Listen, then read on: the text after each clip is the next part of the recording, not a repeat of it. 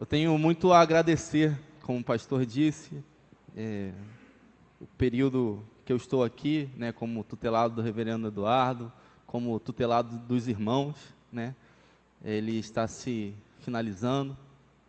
Foi, graças a Deus, um ano de muito aprendizado, um ano de muita experiência, pude conhecer os irmãos mais de perto, né? Os irmãos já me conhecem como filho do pastor Licurgo. Esse ano me conheceram como seminarista Tafarel. Podemos conversar, trocar ideias, trazer reflexões, falar da palavra de Deus. E eu pude aprender muito com o pastor Eduardo, aprender muito com os irmãos. Agradeço muito pela paciência, agradeço muito pelo carinho dos irmãos, principalmente no momento que eu estive mais fragilizado talvez de toda a minha vida, que foi quando meu irmão ficou adoentado. Ainda está, mas bem melhor, graças a Deus. Os irmãos me acolheram, os irmãos me trataram como de família, de fato. E eu agradeço muito, agradeço muito. Gostaria de convidar os irmãos, nós estamos falando de Natal, né? Convidar os irmãos a abrirem suas Bíblias em Gênesis. Livro de Gênesis, no capítulo 3.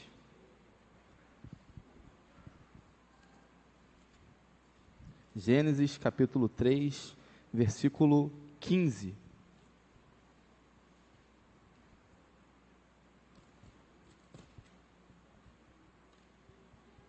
E você deixa marcado esse versículo e abre também sua Bíblia em Mateus, capítulo 1, versículos 20 a 23.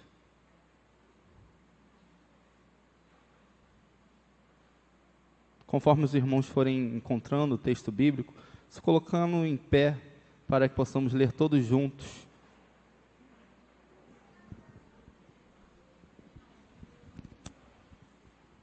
Gênesis capítulo 3, versículo 15 e Mateus capítulo 1, versículos de 20 a 23.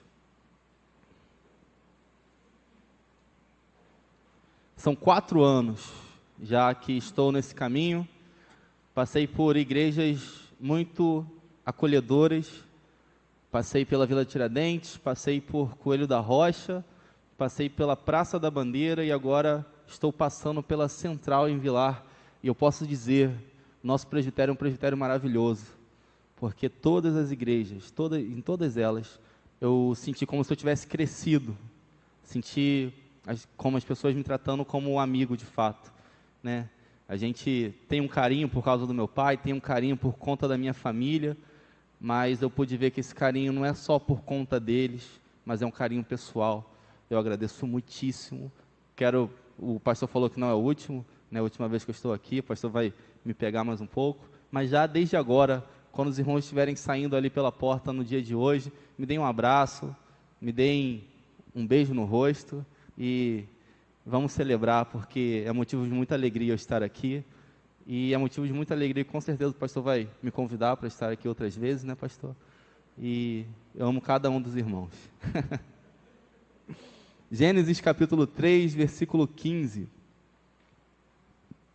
O texto diz assim: porém inimizade entre ti e a mulher, entre a tua descendência e o seu descendente. Este te ferirá a cabeça, e tu lhe ferirás o calcanhar. Agora Mateus capítulo 1, versículos de 20 a 23.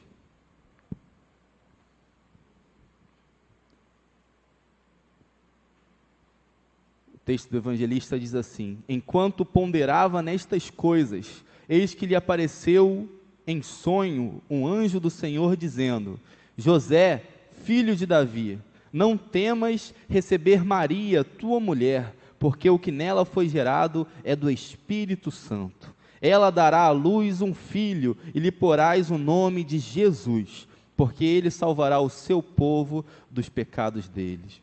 Ora, tudo isso aconteceu para que se cumprisse o que fora dito pelo Senhor por intermédio do profeta: eis que a virgem conceberá e dará à luz um filho, e ele será chamado pelo nome de Emanuel, que quer dizer Deus conosco. Amém. Palavra do Senhor, poder assentar.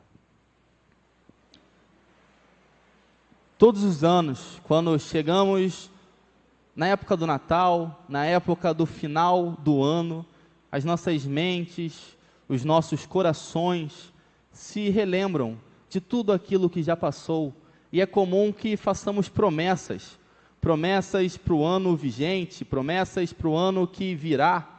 Falamos, não, esse ano eu sem dúvida vou emagrecer uns 10 quilos. Não, o próximo ano eu vou economizar porque eu quero fazer uma festa de noivado, uma festa de casamento, uma festa de aniversário para os meus filhos, ou para minha esposa, ou para o meu marido. Nós fazemos promessas. Isso é normal do ser humano, fazer promessas.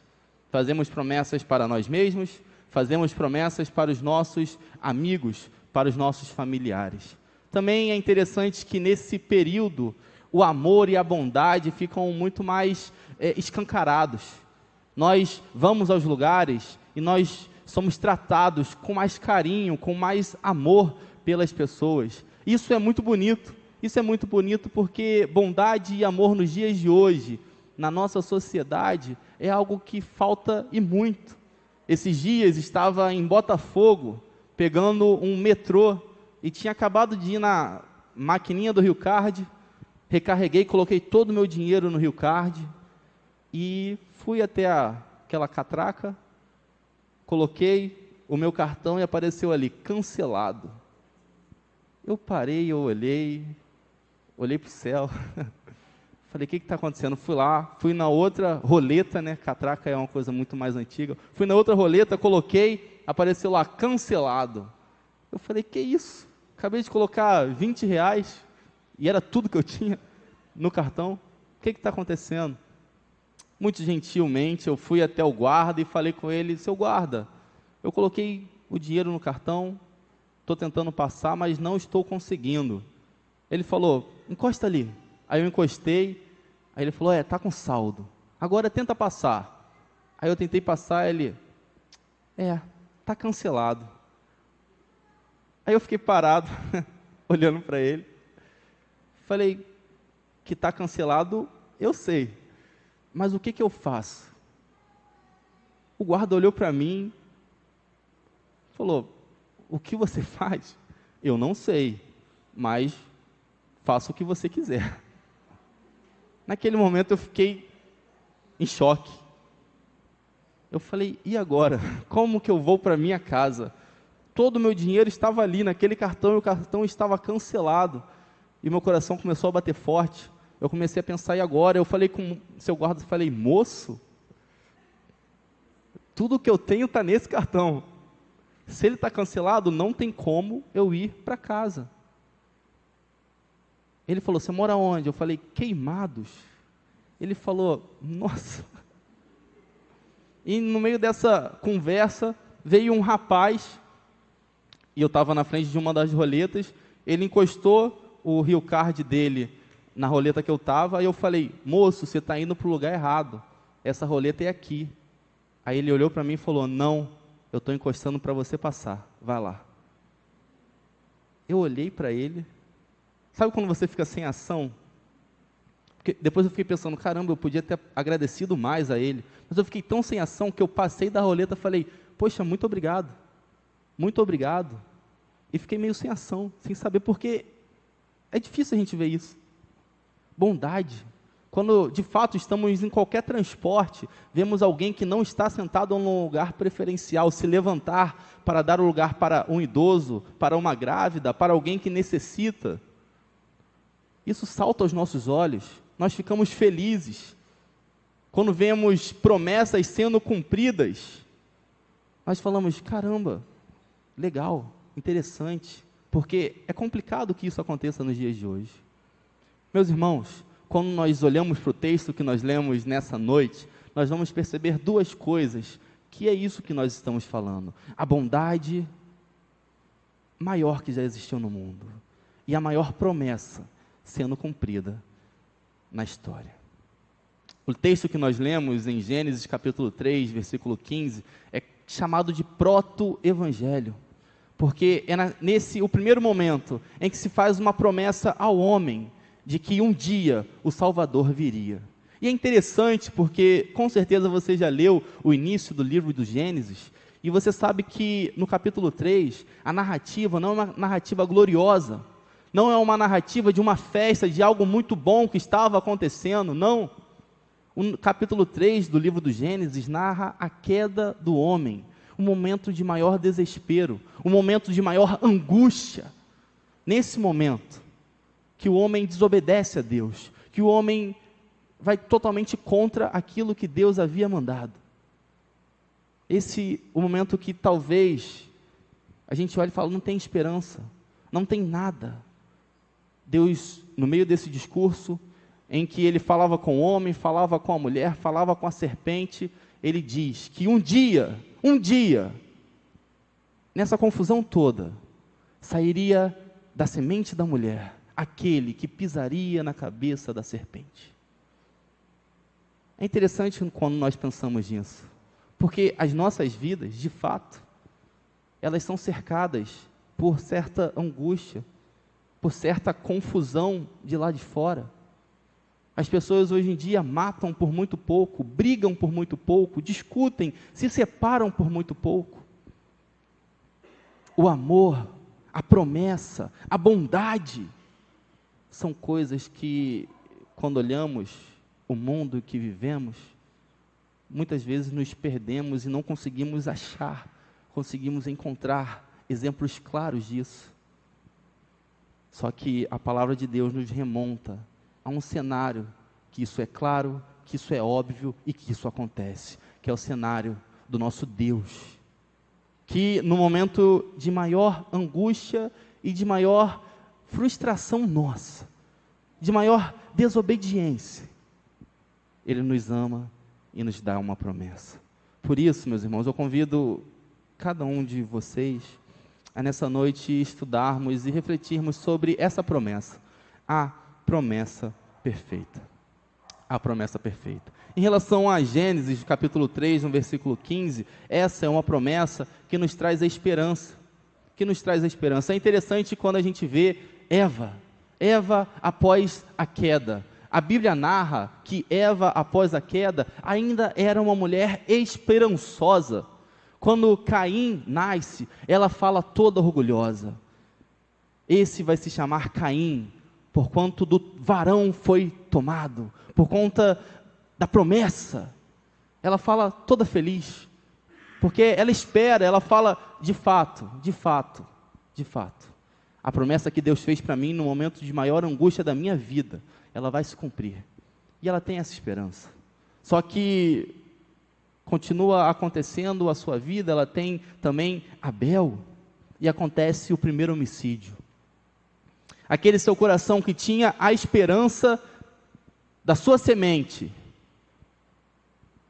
se transforma em um coração de uma mãe enlutada, porque um dos seus filhos morre, e o outro se transforma em um assassino.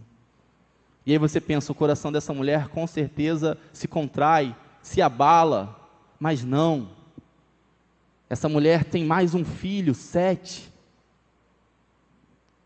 E quando ela tem 7, a palavra que ela fala, a frase que sai da sua boca não é uma frase de angústia, mas ela diz: esse filho, ele vem para o lugar de Abel, que foi morto. No coração de Eva, a promessa que Deus tinha feito para ela estava muito forte. Ela sabia que tinham acontecido problemas. Ela sabia que algo que ela nem imaginava, algo que muito tinha abatido ela, tinha acontecido. Mas ela continua crendo na promessa do seu Deus. Ela continua sabendo que ela e o seu marido podem ter pecado, podem ter errado, podem ter desobedecido, os seus filhos podem ter se matado, mas a promessa do seu Deus continua e continua. É interessante que nós não vemos isso simplesmente na vida de Eva, nós vemos isso na vida do povo de Israel de uma forma geral. Nós vemos um povo que anseia e que espera pela vinda do Messias, mas é um povo que em diversos momentos sofre, é um povo que em diversos momentos vê tudo o que tem ser destruído. por conta de seus pecados, por conta da sua falta de fé, por conta de ações próprias, que muitas vezes dificultam em muito as suas vidas. Nós vemos um povo que tem que passar por diversas e diversas guerras, diversas e diversas batalhas, e tem que perder essas batalhas. Um povo que, embora se erga forte, tem que ser levado cativo para terras estranhas, para aprender culturas estranhas. Um povo que, embora ciente do seu Deus, se curva a ídolos, se curva a deuses estranhos. Mas nós vemos mesmo nesse povo, um povo esperançoso, um povo que é pecador, um povo que é limitado, mas um povo que tem a sua esperança no seu Deus. É interessante que nós vemos diversos casos em que, embora as pessoas estivessem totalmente desesperadas, totalmente aflitas, totalmente angustiadas, sabendo que estavam passando por uma dificuldade muito grande, elas olhavam para o futuro, através dos profetas, através dos sacerdotes, através dos reis que Deus levantava, e sabiam que aquela promessa que Deus havia feito ainda estava em vigor. Sabia que o seu Deus ainda estava tomando conta de cada um deles. Meus irmãos, é bem verdade, chegamos em uma época tão festiva, em uma época tão feliz, mas passamos por muitas e muitas dificuldades. Muitas vezes o pecado, ele é muito maior do que a nossa força de vontade. Muitas vezes, quando olhamos para dentro de nós mesmos, nós não conseguimos enxergar nada que não seja sofrimento, que não seja limitação. Mas a palavra de Deus não é uma palavra que diz, olhe para dentro de si, é sim uma palavra que diz, olhe para o seu Deus. Olhe para a promessa que Ele traz para a sua e para a minha vida. A mensagem do Natal, o sentido do Natal é esse. É um sentido de esperança. Aquele povo esperava pela vinda do Messias. Nós nos regozijamos, nós nos alegramos, porque nós sabemos que Ele já veio. Nós sabemos que Ele já se encarnou. Nós sabemos que Ele já esteve entre nós. E nós sabemos que Ele pagou o preço para que hoje nós pudéssemos ser chamados de família, de corpo de Cristo. As dificuldades, elas vêm com certeza. A nossa limitação está aqui. Mas o nosso Deus, Ele é maior do que tudo isso. Nós vamos ver que, mesmo com tudo o que aconteceu na história do povo de Israel, mesmo com tudo o que aconteceu, tudo, sempre se levantaram grandes nomes. E quando estava tudo destruído, surgia um Neemias, surgia um Esdras, surgia um Josias, um Joás, surgiam homens de liderança, que não acreditavam nada na sua própria força, mas sim tudo no nome, na pessoa, na palavra do seu Deus. A mensagem de Natal, em um primeiro momento, é uma palavra de esperança. Em um segundo momento, é uma palavra que nos faz ter paz frente ao pecado. Em Mateus, no capítulo 1, no versículo 21, diz assim: ela dará à luz um filho, e lhe porás o nome de Jesus, porque ele salvará o seu povo dos pecados dele. Ele salvará o seu povo dos pecados deles. Essa palavra é uma palavra também muito importante, que faz relação com o Natal de uma forma maravilhosa, porque o que o evangelista está dizendo aqui é uma palavra de paz aos corações daquelas pessoas. Durante muito tempo, o povo de Israel se viu em débito. De fato, eles olhavam para as suas próprias histórias, para a história do seu próprio povo, e viam um povo que era desobediente, o povo que muitas vezes abandonava o seu Deus e seguia outros deuses, um povo que, embora sabendo da lei, a descumpria a todo momento. Eles tinham em seu coração a certeza de que, de fato, eles eram um povo pecador. Eles eram um povo pecador. Mas a mensagem é essa, a mensagem da promessa do nosso Deus, a mensagem do Natal é essa. O nosso coração entra em paz, não porque conseguimos sair do pecado sozinhos, mas porque Ele nos livra dos pecados, porque Ele é o nosso libertador, Ele é o nosso redentor. Como diz Paulo quando escreve aos Romanos, não há acusação, não há condenação contra nós, porque é o nosso Deus quem nos justifica. Isso é muito importante, meus irmãos. Isso deve trazer paz aos nossos corações, uma vez que não estamos confiados nas nossas forças, não estamos confiados nas nossas obras, mas estamos confiados naquele que nasceu, naquele que viveu e naquele que morreu por nós.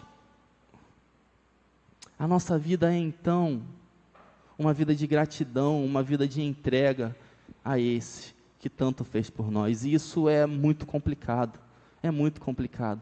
Nós podemos ver na história da igreja, de uma forma muito clara, que esse foi um tema que sempre foi muito contestado e muito conturbado.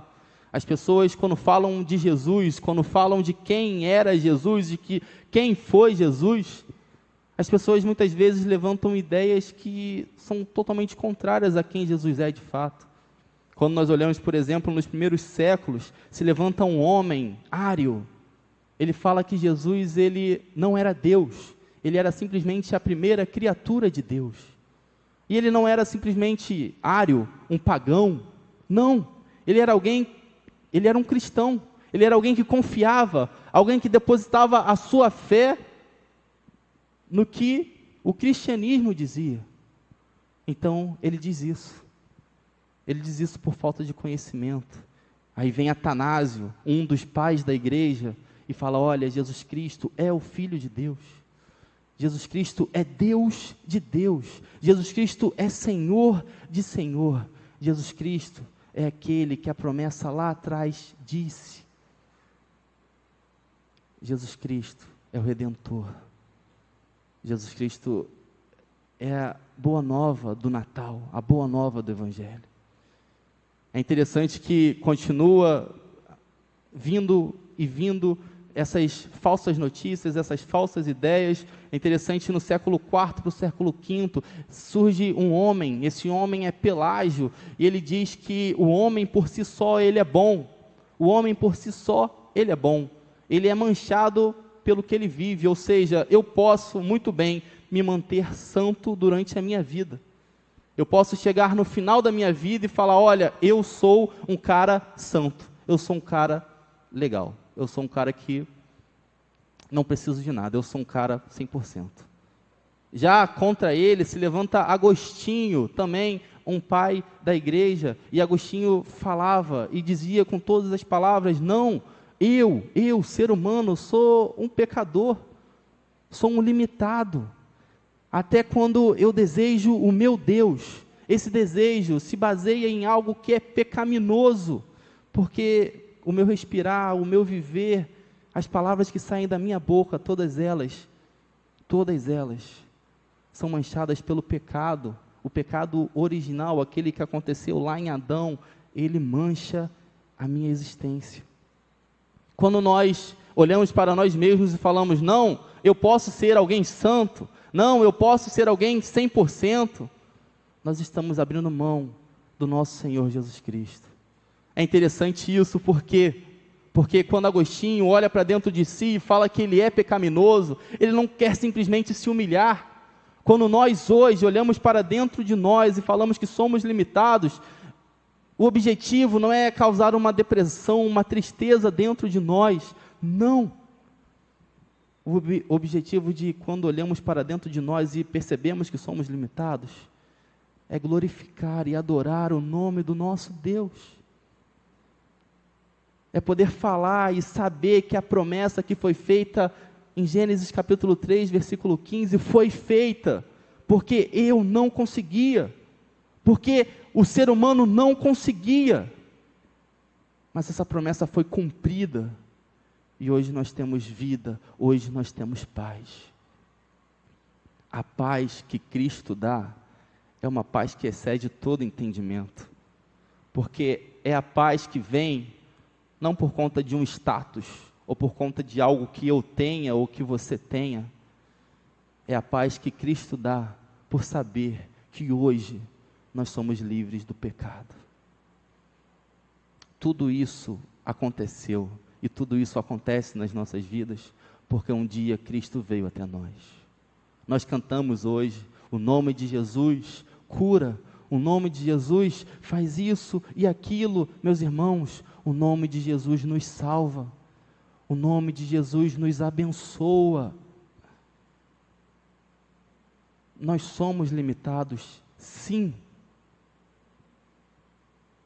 mas o nome de Jesus é todo poderoso. Esse nome traz paz aos nossos corações.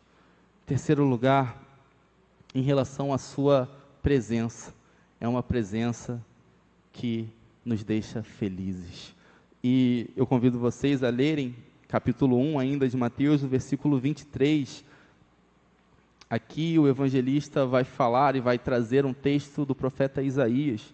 Ele diz: eis que a virgem conceberá e dará à luz um filho, e ele será chamado pelo nome de Emanuel, que quer dizer Deus conosco. Emanuel. Meus irmãos, a mensagem do Natal, ela é uma mensagem maravilhosa, porque é uma mensagem que nos revela que esse Deus que se encarnou, Ele, após a sua morte e ressurreição, Ele ainda está do nosso lado. Ele ainda está com cada um de nós. É interessante, se nós olharmos as religiões da época do povo de Israel, nós vamos ver que esse Deus presente, esse Deus, como o pastor gosta de falar, que tabernaculou conosco, que fez morada, que esteve conosco durante a história do povo de Israel e durante a encarnação do nosso Senhor Jesus Cristo, esse Deus, Ele é um Deus diferente. Ele é um Deus que não se encaixa na mente daquelas pessoas. É um Deus que não se encaixa na mente das pessoas de hoje em dia, que não estão aqui, que não conhecem a palavra de Deus. Ele é um Deus diferente, porque Ele é um Deus que ama, Ele é um Deus que se entrega, Ele é um Deus que se doa, Ele é um Deus que no momento de maior angústia, Ele faz uma promessa. Ele é um Deus que no decorrer dessa história angustiante, Ele se faz presente, Ele muda a história, Ele transforma vidas. Enquanto os outros deuses queriam sacrifícios, enquanto os outros deuses queriam pessoas totalmente humilhadas, esse é o Deus que pega alguém que está humilhado, que limpa esse alguém, transforma e dá a essa pessoa uma nova vida.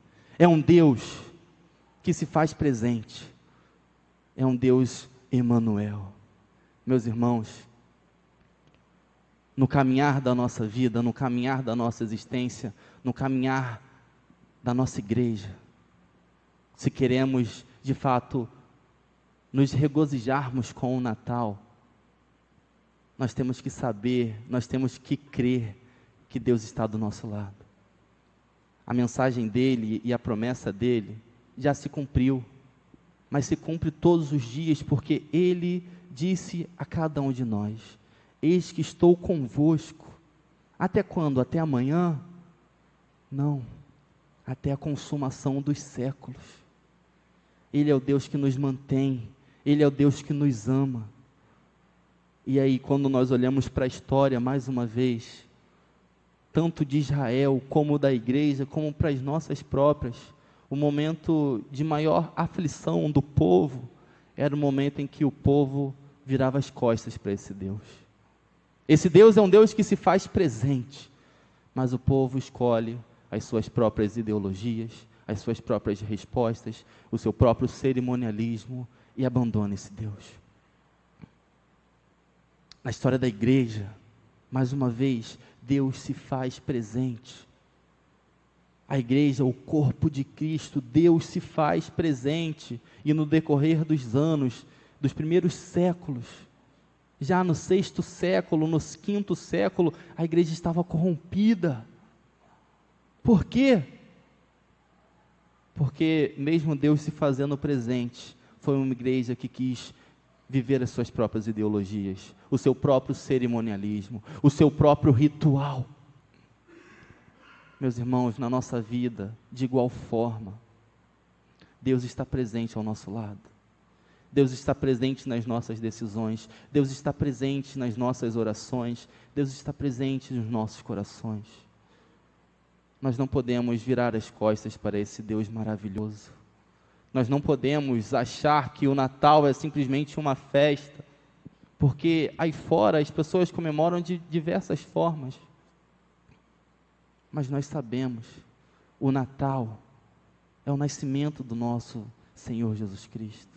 O Natal é esse Deus que nos traz esperança, nos traz paz, nos traz felicidade, porque é um Deus que nos faz uma promessa, é um Deus que cumpre essa promessa com bondade e amor, e é um Deus que se faz presente nas nossas vidas.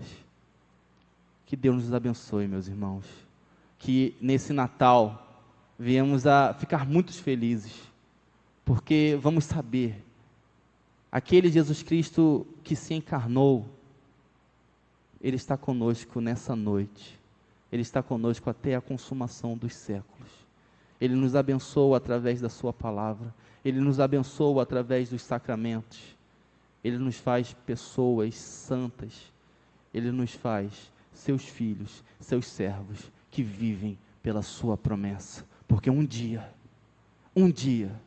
não vamos mais comemorar o Natal, porque estaremos todos juntos dele, juntos ao Pai, regozijando, sabendo que Ele cumpriu a sua promessa final,